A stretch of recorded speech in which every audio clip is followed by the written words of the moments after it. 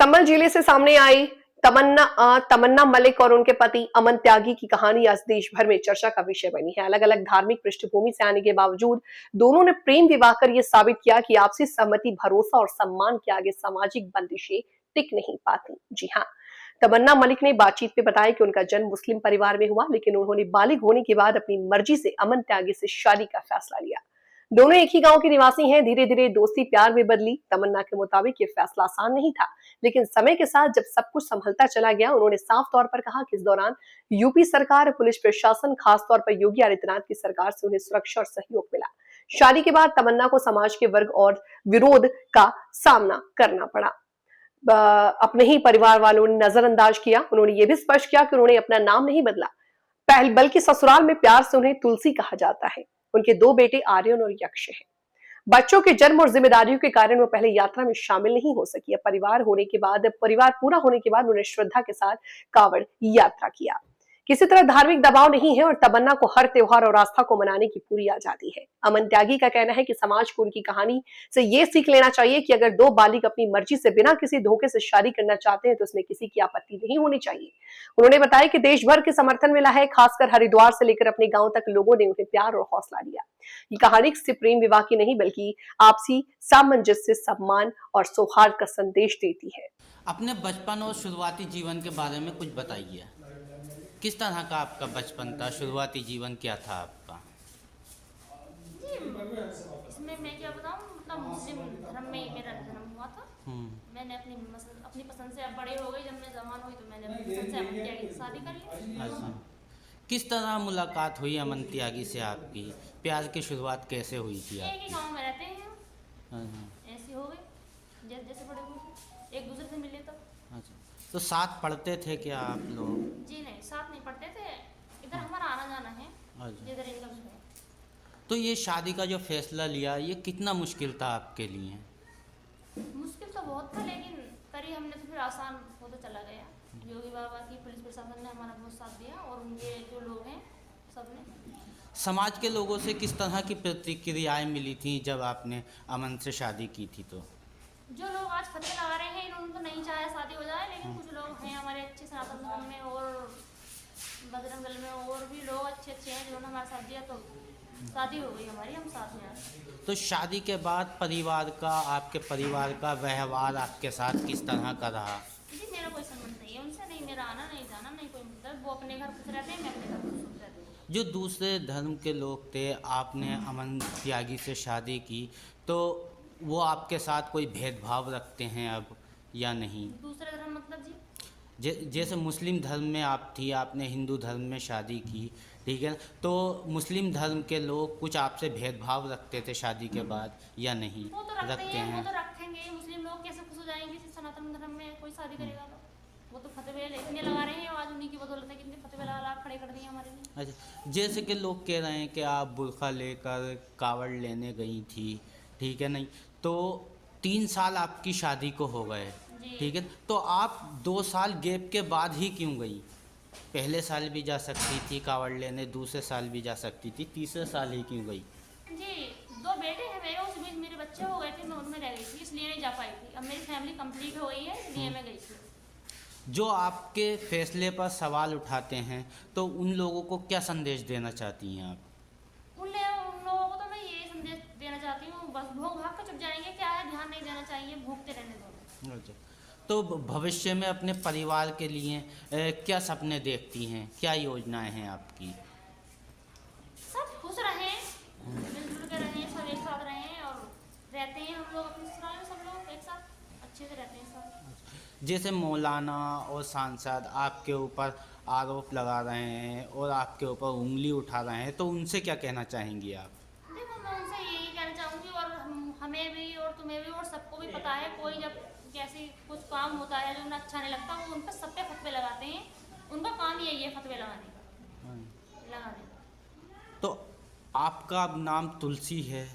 जी नहीं, मेरा नाम तमन्ना मलिक है। अभी आपको पता है, सबको पता है, मुझे भी पता है, कोई सनातन धर्म में आना चाहता है तो उसका, वो किसी का कैसा भी नाम हो, कुछ भी धर्म हो, उसे वैसे ही स्वीकार किया जाता है, उसे कुछ भी चेंज करने की जरूरत नहीं पड़ती। तो आपने अपना नाम नहीं बदला है अभी जी तक? नहीं, तमन्ना मलिक है। तो मेरी दादी माँ है मेरी, ये यहाँ मेरे ससुराल में मेरी सासू माँ दादी, वो प्यार से मुझे तुलसी बुला लेती है। अच्छा, आपके जो 2 बच्चे हैं उनके क्या क्या नाम हैं? एक कार्य है, एक कयक से। अच्छा, तो लोगों को क्या संदेश देना चाहती हैं ये कावड़ लाने से आप? कौन से लोगों को? मुस्लिम हो या हिंदू हो, जो समाज के लोग हैं उन्हें क्या संदेश देना चाहती हैं? देखो मतलब हमारे सनातन धर्म भाइयों को तो, और हमारे योगी बाबा आदित्यनाथ को और उनकी पुलिस प्रशासन को, बजरंग दल को, सबका बहुत बहुत इनसे धन्यवाद करना चाहूँगी। और जो ये फतवे जारी कर रहे हैं, लगाने दो, इनसे कोई अंतर नहीं पड़ रहा है, इनका तो काम यही है। तो मुझ पे क्या, कोई भी कुछ भी काम करे, इनकी मर्जी के खिलाफ होता है, तो उस पर सब पे फतवे लगाते हैं, लगा लो। तमन्ना से आपकी मुलाकात कैसे हुई? रिश्ता कब और कैसे आगे बढ़ा आपका? सर मुलाकात के हम दोनों एक ही गांव के हैं और गांव में ही मुलाकात हुई थी और फिर दोनों में प्यार हुआ और शादी कर ली। अलग अलग सामाजिक पृष्ठभूमि के बावजूद शादी का फैसला कैसे लिया आपने?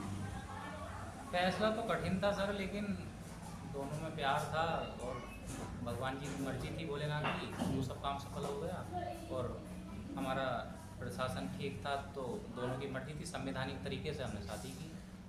शादी के बाद किस तरह की प्रतिक्रियाएं आई?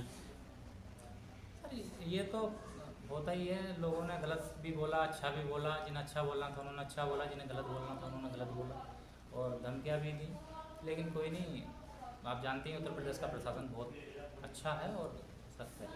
तमन्ना के हर फैसले से आपने किस तरह साथ दिया?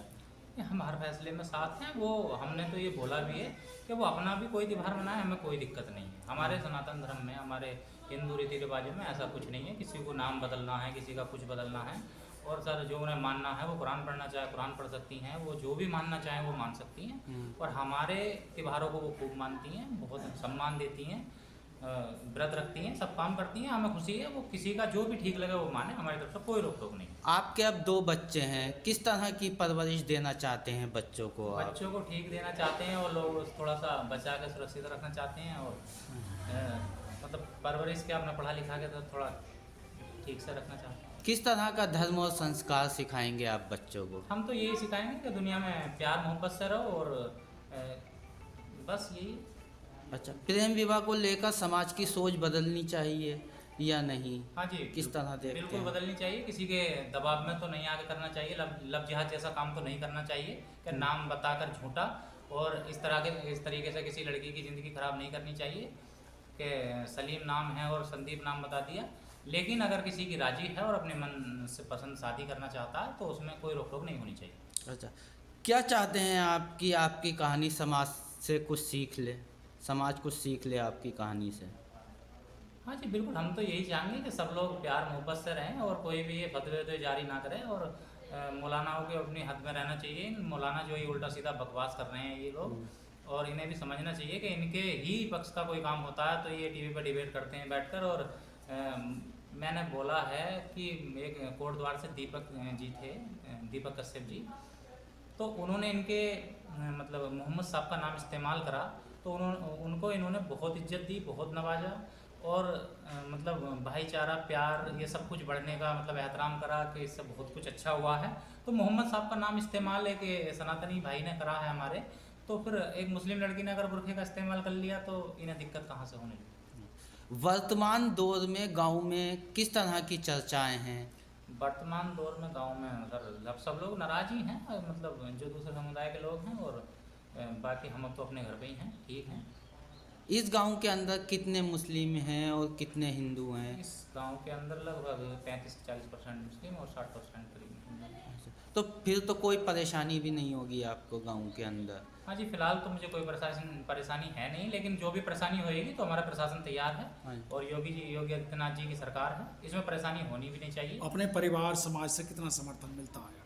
जी हमें तो बहुत मिलता है, पूरे देश से समर्थन मिला। भोलेनाथ की इतनी कृपा हुई है कि हमें पूरे भारतवर्ष ने समर्थन दिया है और हरिद्वार से यहाँ तक हमें लोगों को मतलब प्रशासन को हटाना पड़ा, इतना ज़्यादा समर्थन मिला है, बहुत ज़्यादा प्यार मिला है जितना हमने सोचा भी नहीं था कभी पूरे अपने जीवन में।